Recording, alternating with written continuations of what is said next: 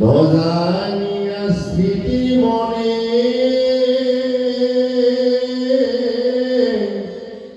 বিতর্কি লইলা মই যাত আছো হয়ত যাত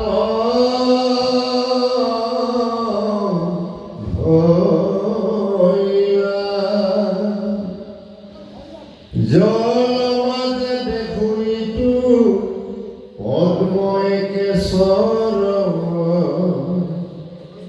জানো আর তলে আছে আধার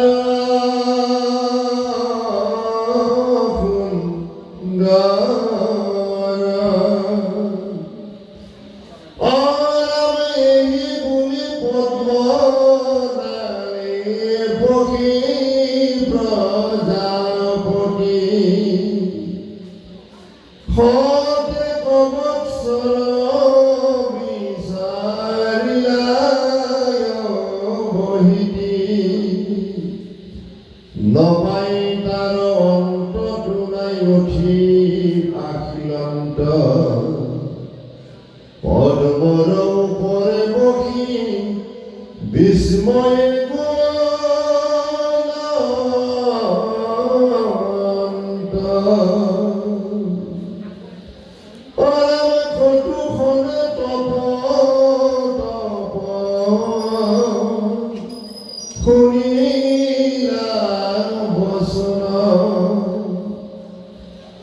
গাঁও চালিতে তীখনে চাইনা রঙ্গমন সেই বেলা সৃষ্টি কর কৃষ্ণর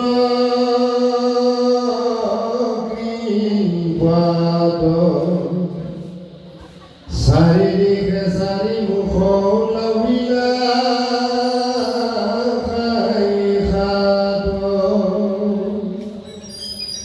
পাছে সাৱধান হৈও বায়ু নিৰোধিয়া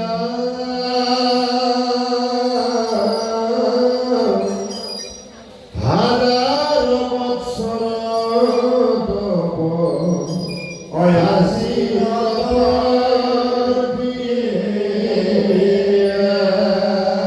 সেই মূৰ্তিমন্ত পৰম সমুদ্ৰময় সেই পদুম ফুল পাহাৰ ওপৰতে ব্ৰহ্মাৰ যেতিয়া উৎপত্তি হৈ জন্ম হ'ল আৰু ব্ৰহ্মাই এদিনাখন ঠাৱৰ কৰিলে মই কোন, মই ক'ৰ পৰা আহিছোঁ। দেখিলে মই এটা পদুম ফুলত বহি আছোঁ।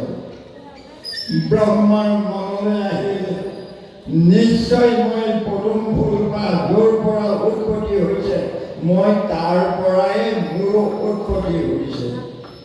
আৰু গতিকে ব্ৰহ্মাই পদুমৰ নলাৰ বিন্ধাই দি 100 বছৰ অহা যোৱা কৰিলে, কিন্তু সাগৰৰ যেনেকৈ তলি পোৱা নাযায় ব্ৰহ্মায়ো পদুম ফুল পাল য'ৰ পৰা উৎপত্তি হৈছিলে সেই উপাধি নাপালে। তাৰ পৰা ঘূৰি আহিল ব্ৰহ্মাই। তেতিয়া প্ৰভু ভগৱন্তকে চিন্তন কৰি থাকোঁতে তপ তপ বোলে দুটা শব্দ তেওঁৰ কাণত পৰিল। সেই শব্দটো শুনাৰ লগে লগে ব্ৰহ্মাই চাৰিওফালে এবাৰ ঘূৰি চালে যে এই শব্দটো ক'ৰ পৰা আহিছে। যিহেতুকে অঠাই দলনি, গতিকে এই শব্দ ব্ৰহ্মৰ উৎস ক'ৰ পৰা উৎপত্তি হৈছে তেওঁ একো ধৰিব নোৱাৰিলে। হেন কিবালো বান্ধৱ আৰু আই সমস্ত আপোনালোকে জানে সৃষ্টিকৰ্তা ব্ৰহ্মাৰ 5খন মুখ, কিন্তু ইতিমধ্যে ভাগৱতে সিদ্ধান্ত দিলে বায়ুৰ দিশে তেওঁ এবাৰ যেতিয়া চকু ফুৰালে লগত লগত ব্ৰহ্মাৰ চাৰিখন মুখ হৈ পৰিল আৰু চাৰিখন মুখেৰে তেওঁ কি কৰিলে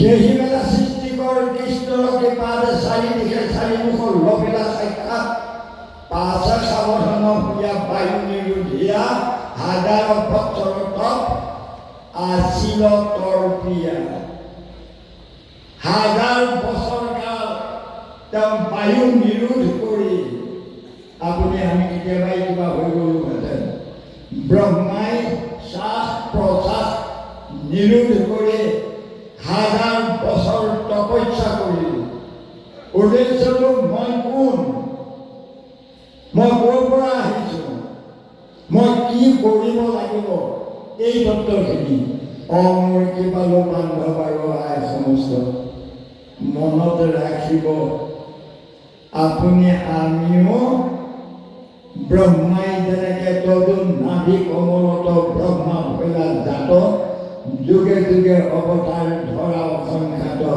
আপুনি আমিও তাৰ ব্যতিক্ৰম নহয়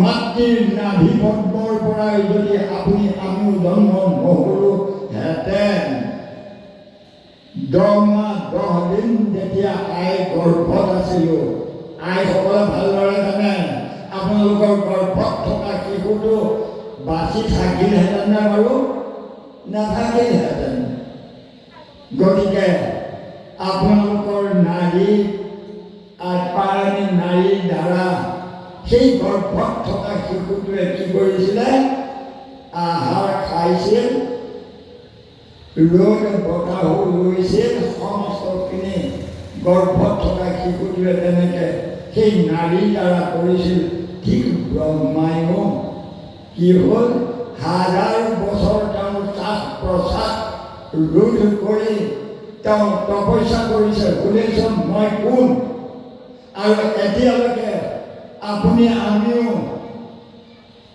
যেতিয়ালৈকে মই কোন মই বুলি ক'লে সাধাৰণতে মোৰ দৰে অনভিজ্ঞই মহামূৰ্খই ভাবোঁ মোৰ দেহাটোৱে মই আপোনালোকে কি ভাবিছে যদি মোৰ দৰে আপোনালোকেও ভাবিছে আপোনালোকৰ সুন্দৰ দেহাটোৱেই আপোনালোক ময়ো ভুল কৰিছোঁ আপোনালোকেও ভুল কৰিছে মই নামৰ এটা সত্তা এই দেহাটোৰ ভিতৰত লুকাই আছে যাক কোৱা হয় জীৱ এই দেহাটোত যদি জীৱ নাথাকিলহেঁতেন আপোনাৰ মুখ এই দেহাটোৱে সুন্দৰ দেহাটোৱে কেতিয়াও জীয়াই ৰাখিব নোৱাৰিলেহেঁতেন গতিকে আমি আমাৰ জীৱকে জানিবৰ কাৰণত মাধৱ পুৰুষে ঘোষাত সিদ্ধান্ত দিছে ভগৱন্ত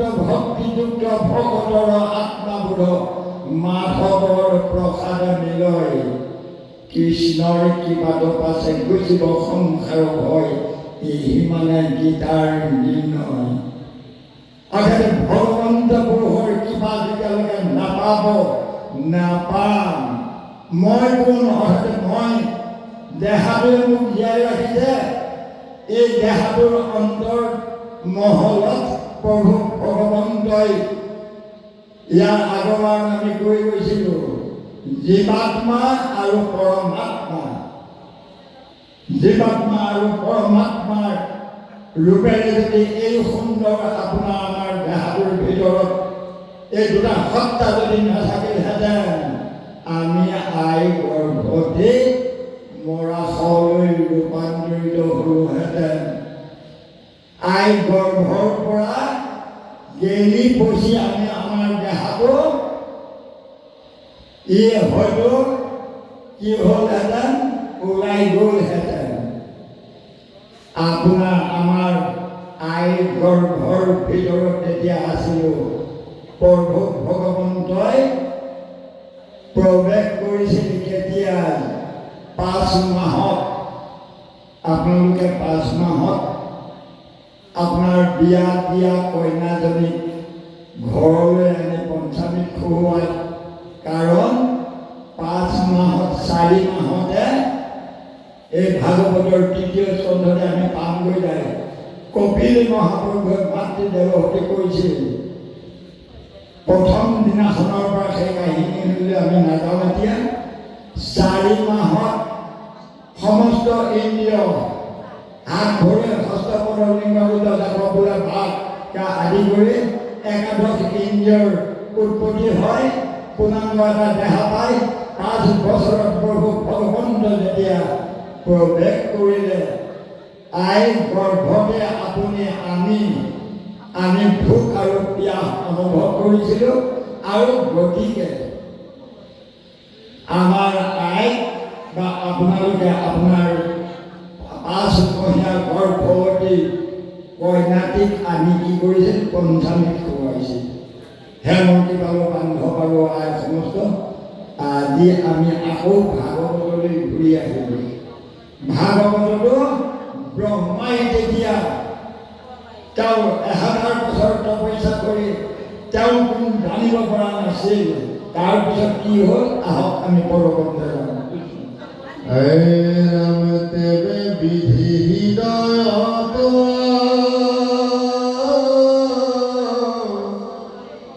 ঈশ্বৰ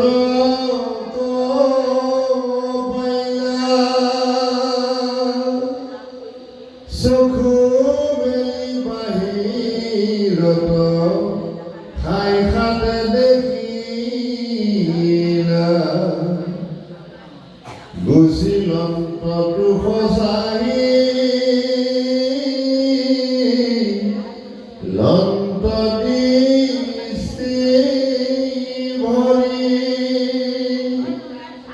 ৰূপক বনাও তুমি সুনাম কৰি। ৰাম পদ্মৰ মৃণাল সমনন্ত আসন, তান কুলে বকিয়াৱা সন্ত নাৰায়ণ, মৰকত খিলাময় পৰ্বতৰ কান্তি, যিনি শ্যাম শৰীৰ প্ৰভুৰ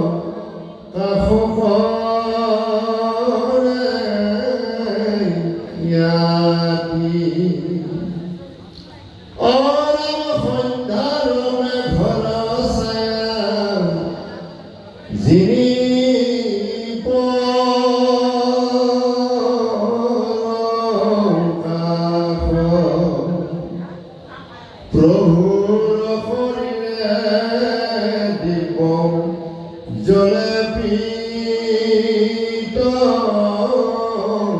মাস, সুবৰ্ণ কীৰ্তি মাথে দেখি মনোহৰ,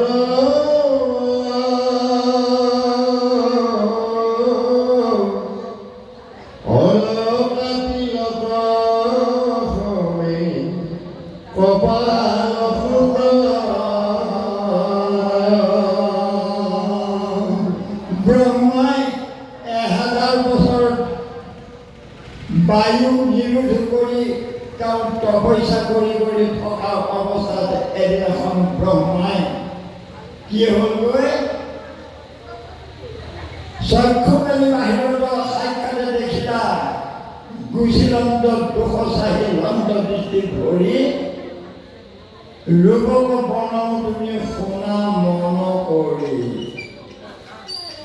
অৰ্থাৎ মধ্যমুনিয়ে বিদুৰক কৈছে, হে বিদুৰ, ব্ৰহ্মাই কেনেকৈ সাক্ষাৎ প্ৰভু ভগৱন্তক চকু মেলি কেনেকৈ হৃদয়তে দৰ্শন কৰিছিল, মই তোমাক কওঁ শুনা, আৰু তুমিও অতি সাৱধানৰে মন চকুৰে চাবলৈ যত্ন কৰা।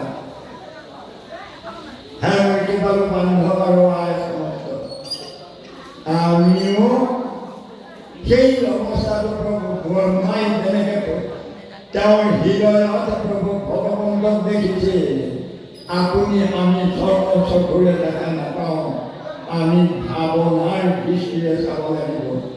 তাৰ কাৰণত মাধৱ পুৰুষে হাজাৰী ঘোষাৰ 1000 নম্বৰ ঘোষাজনৰ দ্বাৰা কৈছে, হে ভাৱক ভাই ভজ ভগৱন্ত ভক্তি ভাৱে। ভগৱন্ত ভজিলে সমনে নধালে, হে ভাৱক ভাই ভজ ভগৱন্ত ভক্তি ভাৱে। আপোনালোকে জানে আমাৰ পাঠক ছাত্ৰ সমাজৰ কীৰ্তন প্ৰত্যেকখন গাঁৱৰ খেলৰ ঘৰে ঘৰে কীৰ্তন পঢ়িছে। কীৰ্তনত ধ্যান বৰ্ণন নামৰ 2টি আধ্যা সংযোজন কৰি থৈ গৈছে। ধ্যান বৰ্ণনত যদি পাঠক ছাত্ৰ সমষ্টি নহয়, আমি শ্ৰোতা সমষ্টিও ভাৱনাৰ দৃষ্টিৰে যদি আমি চাবলৈ পাৰিলোহেঁতেন, প্ৰভু ভগৱন্তৰ সেই বিনন্দীয়া ৰূপ, প্ৰভু ভগৱন্তৰ 900 চন্দ্ৰৰ পৰা 100 চন্দ্ৰলৈকে সমস্ত ৰূপ ব্ৰহ্মাই যেনেভাৱে দৰ্শন পাইছে, আপুনি আমিও পালোহেঁতেন। গতিকে হে মোৰ কৃপালু বান্ধৱ আৰু আই সমস্ত, গতিকে শেষত যাই কৰি লৈ সন্ধ্যাৰ মেঘৰ ছায়া তিনি পৰকাশ, পঢ়ুৰ শৰীৰে দিবৰ জলে পুতবা, সুবৰ্ণ কীৰ্তি মাঝে দেখিবনো হৰ, অলকা তিলক সমে কপাল সুন্দৰ। প্ৰভু ভগৱন্তৰ সেই বিনন্দীয়া ৰূপ কোনে দেখা পালে? ব্ৰহ্মাই দৰ্শন কৰিলে। এতিয়া ব্ৰহ্মাই দৰ্শন কৰিলে হৃদয়ত, আমিও কিন্তু আমিও সাক্ষাতে প্ৰভু ভগৱন্তকে দৰ্শন পাই আহিছোঁ। আই সমস্তই জানে সন্তানটো যেতিয়া কি হ'ল, ভূমিষ্ঠ হ'ল, কাউৰী টোপনি মাৰে সন্তানে, হয়নে আই সমস্ত? কাউৰী টোপনি যেতিয়া মাৰে কোনোবা সময়ত কেঁচুৱাটোৱে কি কৰে? হাঁহে। আৰু কেঁচুৱাটোৱে কোনোবা সময়ত খুব কান্দে। কিয় কান্দে জানেনে? গৰ্ভত আই আপোনালোকৰ গৰ্ভতে যেতিয়া তাক ধাৰণ কৰি আছিল, ব্ৰহ্মাই তেনেকৈ সাক্ষাতে প্ৰভু ভগৱন্তৰ ৰূপ দৰ্শন কৰিছিল। ৰজা পৰিষিতেও মাতৃ গৰ্ভতে প্ৰভু ভগৱন্তক দৰ্শন কৰিছিল। আপুনি আমিও আই গৰ্ভত থাকোঁতে আমিও দৰ্শন কৰিছিলোঁ। তাৰ প্ৰমাণ প্ৰভু ভগৱন্তই যেতিয়া বাৰে বাৰে জীৱই তুতি কৰে, প্ৰভু মই এনেকুৱা অধৈৰ্য য'ত বায়ু নাই, তাত মই আৰু থাকিব নোৱাৰোঁ, এই দুৰ্গন্ধত মই থাকিব নোৱাৰোঁ, প্ৰভু মোক বাহিৰ কৰি দিয়া। প্ৰভু ভগৱন্তই চৰ্ত লাগিছিল, ঠিক আছে তোমাক মই বাহিৰ কৰি দিম, ভূমিষ্ঠ কৰোৱাই দিম, তোমাৰ মাৰ 2টি তন, তাৰে তুমি এটি খাবা, মোক এটা দিবানে? আমি প্ৰত্যেকে প্ৰভু ভগৱন্তক ভাগি দিছিলোঁ, হয় প্ৰভু দিম, চিন্তা নকৰিবা। যেতিয়া ভূমিষ্ঠ হ'লোঁ, ভূমিষ্ঠ হোৱাৰ লগে লগে সেই কথাখিনি পাহৰি গ'লোঁ। কিন্তু চেতনা আছে, প্ৰভু ভগৱন্তই আহি জোকাই আহি বোলে মাৰে মৰিলে, মাৰে মৰিলে বুলি ক'লে কি হয়? কেঁচুৱাটোৱে খুব কান্দে। আকৌ যেতিয়া বোলে তইতো মোক এটা টন দিম বুলি কৈছিলি, তোক টাউনটা দে, এই বুলি ক'লে কেঁচুৱাটোৱে হাঁহে। হাঁহি এটা টন কেঁচুৱাটোৱে মাকৰ এটা টন হাতৰে চামুচ মাৰি ধৰি, আই এটা টন নে 2টা টন নহয় নহয়, গতিকে তোমাক ক'ৰ পৰা দিম এতিয়া? আইসকলে জানে কথাটো। হে মোৰ কৃপালু বান্ধৱ আৰু আই সমস্ত, আমি এই কথাখিনি এইকাৰণতেই উলিওৱা হৈছে, আপুনি আমিও যদি জানিলোহেঁতেন আই গৰ্ভৰে প্ৰভু ভগৱন্তক আমিও দৰ্শন পাইছোঁ। আৰু এতিয়াও আমি চকু মুদি প্ৰভু ভগৱন্তকে দৰ্শন পাই আমাৰ জীৱনক মুকলি দিয়াৰ পথ আমি সুগম কৰিব পাৰিলোহেঁতেন। ইয়াকে কয় প্ৰভু ভগৱন্তৰ